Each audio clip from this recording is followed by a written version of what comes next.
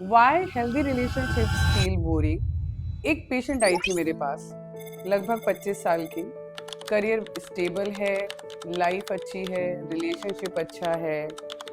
उसने बोला डॉक्टर सब कुछ परफेक्ट चल रहा है लाइफ में, पर फिर भी मन को खुशी नहीं मिल रही।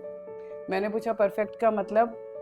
बंदा लड़ता नहीं है, रिप्लाई बराबर करता है, इग्नोर नहीं करता, सब चीजें अच्छी चल रही है, पर मन को खुशी नहीं मिल रही। अब मन को खुशी नहीं मिलने के बहुत सारे रीजंस हो सकते हैं, पर इनके केस में रीजन है रिलेशनशिप। रिलेशनशिप सब कुछ अच्छा चल रहा है इसलिए लाइफ बोरिंग है। प्रॉब्लम रिलेशनशिप की नहीं है, प्रॉब्लम है ब्रेन की ट्रेनिंग की।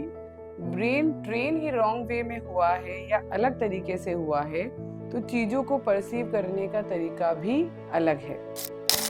एंड मैक्सिमम लोग ये चीज समझ नहीं पाते। एक्चुअली हुआ क्या कि इस रिलेशनशिप के पहले वो किसी और बंदे के साथ थी। उस रिलेशनशिप में वो बंदा कभी रात के 2 बजे फोन करे जा रहा है, कभी 2 दिन तक उसने सीन ही नहीं किया मैसेज, कभी वो कह रहा है कि I can't live without you, कभी उसे उससे स्पेस चाहिए होती है। तो लाइफ में इतने अप डाउन ऊपर नीचे होने की वजह से वो बंदी हमेशा एंशियस रहती थी, अनप्रिडिक्टेबल रहती थी, और ये अनप्रिडिक्टेबिलिटी उसके ब्रेन ने सीख ली थी। उसका मानना था कि जब वो पुराने रिलेशनशिप में थी वो ज़्यादा फील करती थी, ज़्यादा इमोशनल थी। मैंने पूछा ये कौन से फील की बात हो रही है? उसने बोला मैम एक एडवेंचर वाली फीलिंग, एक लाइवली होने की फीलिंग। और यहाँ मैक्सिमम लोग कंफ्यूज हो जाते हैं। एक्चुअली इस रिलेशनशिप में पेन है, क्योंकि चीज़ें बहुत अनप्रिडिक्टेबल है और ब्रेन कंफ्यूज हो जाता है। और जब ब्रेन कंफ्यूजन में जाता है तो ब्रेन में रिलीज होता है डोपामिन, जिससे आता है एक्साइटमेंट, जिससे आता है एडवेंचर। और इसीलिए टॉक्सिक रिलेशनशिप या नेगेटिव रिलेशनशिप, जहाँ बहुत प्यार कर रहा है कोई इंसान, थोड़े दिनों बाद वो बहुत इग्नोर कर रहा है, चीज़ें स्टेबल ही नहीं है, तो ये टॉक्सिक रिलेशनशिप ज़्यादा इमोशनल लगते हैं, वहाँ पे ज़्यादा फील आती है।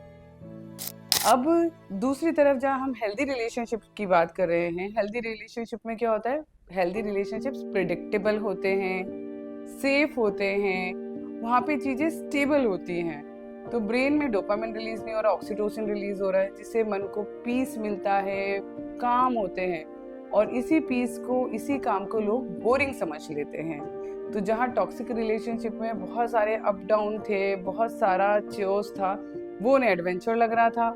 और जहाँ पे एक स्टेबल और हेल्दी रिलेशनशिप है, जहाँ पे शांति है, कामनेस है, वो ही कंपैरेटिवली लोगों को बोरिंग लगने लगते हैं।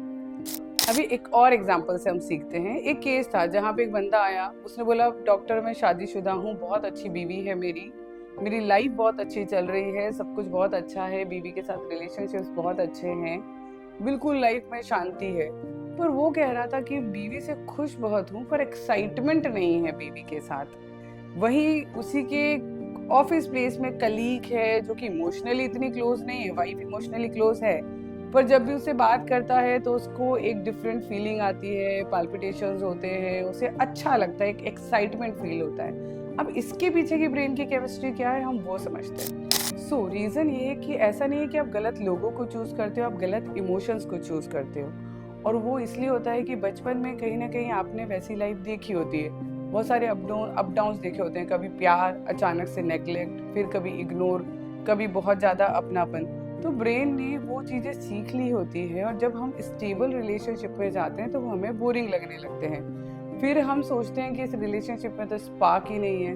बल्कि स्पार्क ये नहीं होता कि आप किसी के पीछे दौड़े, प्रॉब्लम ये है कि आपने अपनी एंजाइटी को स्पार्क से कनेक्ट कर लिया, कि जब तक हम एंशियस नहीं हो जाते उसे स्पार्क नहीं बोलते।